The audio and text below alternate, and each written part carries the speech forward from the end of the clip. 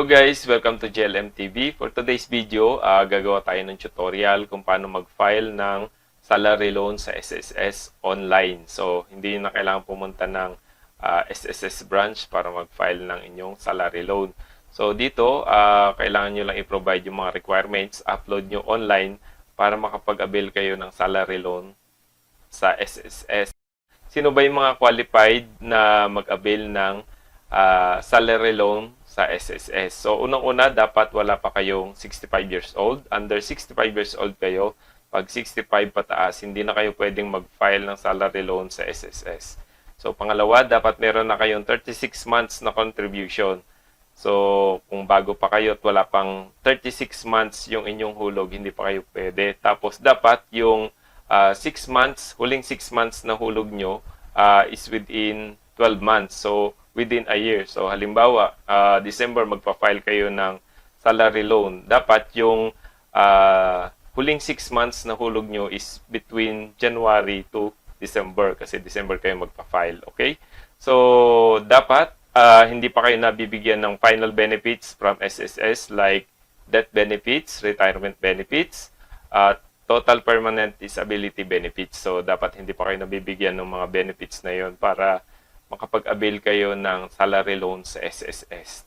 So, last, dapat wala kayong record of fraud, wala kayong ginawang panloloko na ginawa na may record sila. Okay? Para ma-qualified kayo sa salary loan dito sa SSS. Gagawin natin to online, so dapat nakapag-register na kayo sa My SSS portal nila. Meron tayong separate na tutorial para sa SSS registration online. So, hanapin nyo na lang yung link dun sa description sa baba o kaya hanapin nyo yung video dito sa ating channel. So, wag na nating patagalin.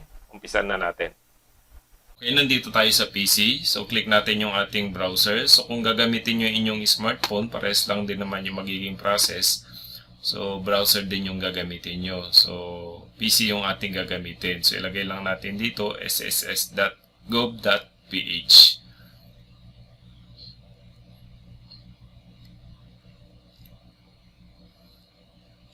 Okay, tulad nga ng sinabi ko kanina, dapat nakapag-register na kayo sa SSS Online. So, meron tayong separate na video tutorial kung paano mag-register sa SSS Online. So, hanapin nyo na lang po sa description yung link o kaya hanapin nyo dito sa aking channel yung video tutorial kung paano mag-register. Okay, so kailangan natin mag-login. So, mag-login na tayo. Click natin tong member. Then, lagay natin yung ating user ID at saka yung ating password. Then, pag nalagay nyo na, double check nyo lang, then click sign in. Okay, member survey consent. So, basahin nyo lang to o sagutan nyo kung gusto nyo. So, kung hindi naman, click nyo lang kung maybe next time. Then, notifications. You have 5 unread notifications. So, pwede nyo i-view. Close nyo na lang, okay lang din. Then, ito na yung ating SSS account. So, nakalagay yung ating pangalan, yung ating picture, SSS number, at yung iba pang mga details dito sa ating account. Okay, dito tayo sa loans. Then, mag-apply tayo ng salary loan. So, click natin tong apply for salary loan. Then, to proceed with your loan application, please follow below steps. Okay, so kung first time nyo mag-apply ng salary loan sa SSS Online, so hihingan kayo ng disbursement account. So, itong disbursement account, dito ipapadala yung ilulon nyo o malulon nyo kung sakali sa SSS. So, kailangan nyo munang mag-apply. Kailangan nyo munang ipa-approve yung disbursement account na ipoprovide nyo bago kayo makapag-proceed dito sa loan nyo sa SSS. So, parang ito yung part 1 ng ating pag-apply. Kailangan mo nang mag-apply ng disbursement module. Kailangan mo nang ma-approve bago tayo makapag-proceed dun sa ating salary loan. Okay? So, mag-apply na tayo ng disbursement account. To receive, credit your loan, proceed to your bank account. Please choose your preferred electronic loan disbursement below and click here to supply necessary details. So, meron kayong pamimilian dito. Unang-una, PesoNet Participating Bank. So, kung bangko yung gagamitin nyo, ito yung gagamitin nyo. Active single account in any PesoNet accredited banks under your name. Joint account is not acceptable. So, hindi pwede yung joint account. So, single account lang. So, pangalawa, SSS issued UBP Quick Card. So, ito yung ATM to avail of pre-UBP Quick Card. So, UBP, ibig sabihin Union Bank of the Philippines. So, please click here to see the list of SSS branches where you can avail. So, pwede kayong mag-avail ng pre-UBP Quick Card sa mga SSS branches. So, click nyo lang to para makita nyo yung list ng mga SSS branches na kung saan makakakuha kayo ng SSS UBP Quick Card. So, ang gagamitin natin ay SSS issued UBP Quick Card. So, click lang natin tong click here para ma-supply yung mga details. Okay, click here. Okay, reminder. Basahin nyo lang to. So, para alam nyo yung mga dapat at hindi dapat na gawin. So, nakalagay dito, bank account details and mobile number should be valid, active, and should not be among the following. So, close account, hindi pwede. Dormant accounts, so yun yung mga hindi pwede. So, basahin nyo na lang. Duplicate accounts number will be rejected. Make sure that you triple check the information you submit and that you have filled out the field required with the correct information. So, double check nyo lagi. So, pag okay na, click nyo lang tong checkbox para ma-certify. Then, click proceed lang. So, dito, enrollment options. So, piliin nyo yung bank kung bank gagamitin nyo, e-wallet kung e-wallet gagamitin nyo. So, try natin tong e-wallet. So, e-wallet, accounts are currently not being used by SSS for loan disbursement. Which will file salary loan calamity loan application. Please enroll a bank account for credited of your loan proceeds. So, hindi pwede yung e-wallet dun sa inyong salary at saka calamity loan. So, kung bank naman, so the bank account name should be the same as your SSS registered name. Correct bank account number and not the ATM card number. You may contact your bank. Secure the correct account number. So, magkaiba yung bank account number at saka yung ATM number. So bank yung ating gagamitin. Okay? PesoNet participating name. So, pipili tayo ng PesoNet participating bank. So ang gagamitin natin Union Bank Quick Card. So, hanapin natin yung Union Bank Quick Card. So, ito. Okay? So, select natin tong Union Bank Quick Card. So, bank account number. Lagay natin yung ating bank account number. Confirm bank account number. Ulitin lang natin yung ating bank account number dito para ma-confirm siya. Okay? Pag naglalagay kayo ng bank account number, i-double check nyo lang. So, pag nailagay nyo na dun sa una, ulitin nyo lang dito para ma-confirm. Copy-paste nyo na lang para hindi kayo magkamali. Okay? So, attach supporting documents. So, meron tayong tatlong file na i-upload. So, una-una yung proof of account. Okay, select document type. So, pipili tayo ng document type na i-upload natin. Pag clinic natin to, unang-una, ATM card with account number and name. So, pag ito pipiliin nyo, ito example ng picture na kailangan nyo i-upload. So, picture ng ATM. Then, pangalawa, bank certificate statement issued within the current year. So, ito yung example niya. Next, foreign remittance receipt. So, ito yon. Then, passbook. So, ito yung picture ng passbook. First page ng inyong passbook. Then, screenshot of online mobile banking account. So, screenshot nyo lang. Mag-login kayo dun sa online banking nyo. Screenshot nyo. Tapos yun yung i-upload nyo. Then, validated deposit slip. So, ito yon, machine validated na deposit slip. O, ipipicturean nyo, yun yung ipoprovide nyo. So, dahil ang pinili natin yun yung bank quick card. So, ATM yon with account number. So, itong pipiliin ko kasi ATM ng Union Bank yung aking gagamitin. As proof of bank account. Then, pag napili nyo na yung kung anong document type, click nyo tong browse para ma-upload natin yung ating picture ng ating ATM quick card. So, click natin tong browse. Then, hanapin natin yung ating picture ng ating ATM. So, okay. Then, open. So, may reminders dito sa baba. So, file format dapat JPG at saka PDF format. Tapos yung size niya dapat 3 MB lang. So, maximum na yung 3 MB. So, hindi lalagpas doon para hindi tayo magka-problema sa pag-upload. Then, pag okay na yan, dito tayo sa ID card identification document. So, click natin yan.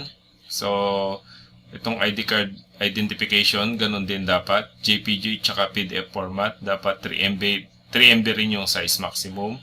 So, pwede nyo i-check dito yung list ng valid IDs, government issued IDs to, mga valid IDs.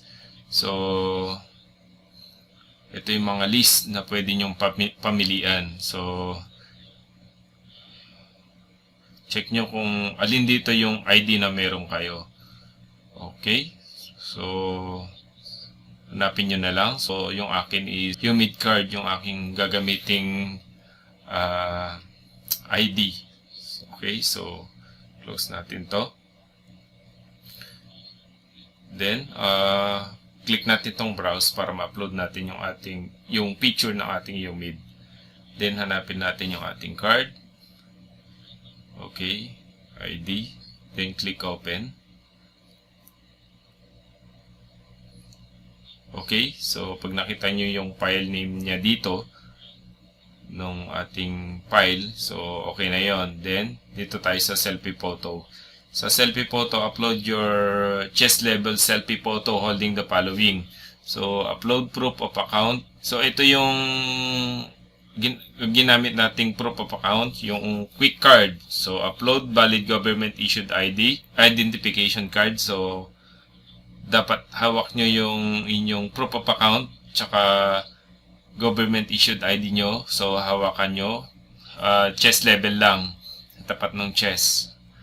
Tapos magpa-picture kayo, yun yung i-upload nyo. Upload photo must be colored and clear. Dapat malinaw, colored siya. Ensure that your face and eyes are exposed.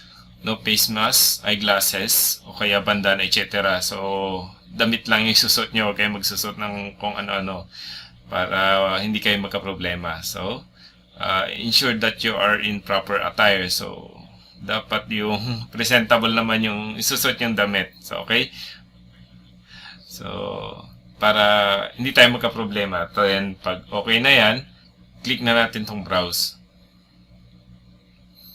Then, hanapin natin yung ating picture na may selfie photo na may hawak tayong proof of account, bank account, at saka yung ating valid ID. Okay, ito yun. Then, okay. Click natin tong open. Okay, so na-upload na. Andito na yung file name niya. Then, pag okay na, na-upload niya na, pwede nyo double check, balikan nyo. Okay, ATM. Check nyo yung file name kung tama yung ating nailagay. Then, pag okay na, click natin tong I certify. So, check lang natin tong checkbox. Click na natin tong enroll pag okay na. Then, your bank account number will be submitted to SSS. Do you want to continue? Tatanong niya kung gusto niyo mag-proceed. Click niyo lang yung okay. So, hintayin lang natin na ma-process yung ating ginawang pag-enroll dun sa ating disbursement account. Okay, nakalagay dito. Session ended. Please log in again. So, napatagal yung ating pag-process ng ating pag-enroll ng ating disbursement module. So, kaya nag-session ended siya. So, dapat pala hindi siya matagal. So, in-explain ko kasi yung mga gagawin kaya medyo natagalan yung pag-process natin. So, Ang gagawin natin ngayon, ulitin lang natin yung ating ginawa. So, mabilis lang. So, nakaprepare na dapat yung inyong mga gagamitin, mga pictures, para hindi kayo matagalan sa pagpaprocess. So, log out lang natin. Then, mag-login ulit tayo. So, ito rin naman yung ginawa natin kanina. So, uulitin ko lang ng mabilis lang, nang hindi ko na masyadong pinapaliwanag para mabilis yung pag-process. Okay? So, make sure lang nakahanda na yung inyong mga gagamiting documents para hindi kayo matagalan. So, hindi ko na masyadong i-explain para mabilis yung process. So, yung bank, piliin natin. Yung UB Quick Card. Then yung account number. Then, confirm lang natin. Then, at supporting documents na tayo. Proof of account. Select natin yung ATM with account number and name. Then, browse natin yung ating picture ng UBP Quick Card. Then, okay. Then, identification document na tayo. Browse lang natin. So, yung ating UMID ID ang ating gamit. Okay. Okay, na-upload na. Then, selfie photo. So, ito yung hawak natin yung ating UBP Quick Card tsaka yung ating valid ID. So, ito yon, open. Then, selfie, okay na. Then, I certify. Then, click enroll. So, ganun lang kabilis. Okay lang. So, hintayin natin ma-process. So, sana okay na to. Okay, so okay na. So, enrollment confirmation. You have successfully enrolled your bank account. Details mobile number to SSS on. Tapos, ito yung dates. Tapos, please take note of your transaction number. So, may transaction number tayo dito. So, confirm na. Submission ng ating disbursement account. So, click natin itong view disbursement account. Okay, so, nakalagay dito for branch approval pa siya. So, hintayin natin ma-approve ng Union Bank of the Philippines yung ating pag-enroll ng ating disbursement account. Okay, so hintayin na lang nating ma-approve ng Union Bank of the Philippines yung ating enrollment ng ating disbursement account. So makaka-receive kayo ng disbursement account enrollment confirmation dun sa email nyo. Then after 2 to 3 days, makaka-receive kayo ng email kung approve o disapprove yung ating disbursement account application. So kapag na-disapprove o kailangan ulitin yung ating pag-enroll ng ating disbursement account. So ipapa-approve natin hanggang hindi na-approve, hindi tayo makapagpatuloy ng ating loan application. So kailangan ma-approve muna. Kung madi-disapprove naman, sasabihin nila kung ano yung naging problema, yung reason kung bakit disapprove yung ating pag-apply ng disbursement account. Okay, so hintayin muna natin ma-approve yung enrollment ng ating disbursement account. So kapag na-approve na to, itutuloy na natin, gagawin natin yung part 2 ng ating video tutorial kung paano mag-apply ng salary loan dito sa SSS. So kung may natutunan kayo dito sa ating video tutorial, please click the like and share this video. Kung hindi pa po kayo nakapag-subscribe, please click the subscribe button at click the notification bell para ma-update po kayo kung sakaling ma-upload na natin yung part 2 ng ating video tutorial kung paano mag-apply ng salary loan dito sa SSS Online. So ilalagay ko na rin po dun sa description yung link ng part 2 nitong ating tutorial. Check nyo na rin po dun sa end screen. So hintayin nyo matapos tong video. Sa end screen po ilalagay ko na rin yung part 2 kung na-upload ko na. Or check nyo dun sa aking mga videos. So hintayin nyo po yung part 2 ng ating video. So yun lang po. Marami pong salamat.